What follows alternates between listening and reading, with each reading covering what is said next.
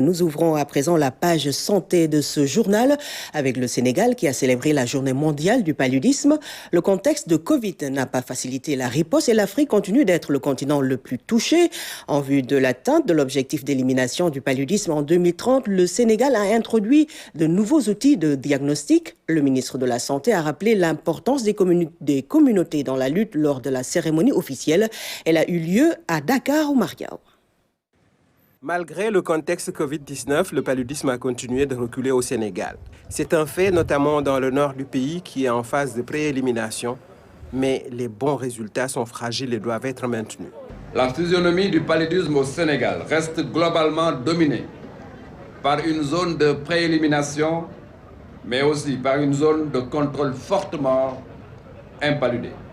Le palu reste une endémie de la zone tropicale en dépit des progrès. L'Afrique porte encore le lourd fardeau de cette maladie évitable.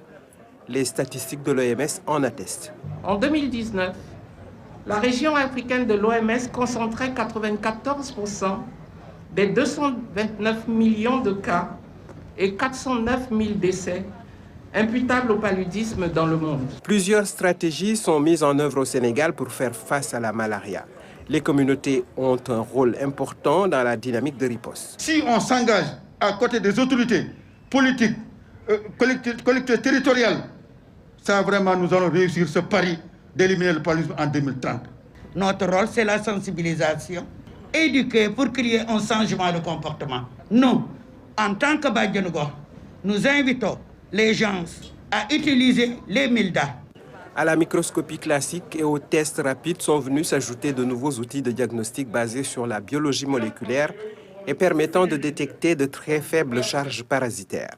Nous devons consolider les acquis, mais aussi et surtout accélérer le contrôle dans les zones à incidence élevée, en vue d'atteindre les objectifs d'élimination du paludisme vers l'horizon 2030.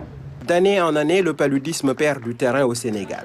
Ce mouvement de reflux permet d'entretenir l'espoir, d'ici à 2030, d'arriver à l'objectif 0 cas, d'autant que des recherches vaccinales intéressantes sont en cours.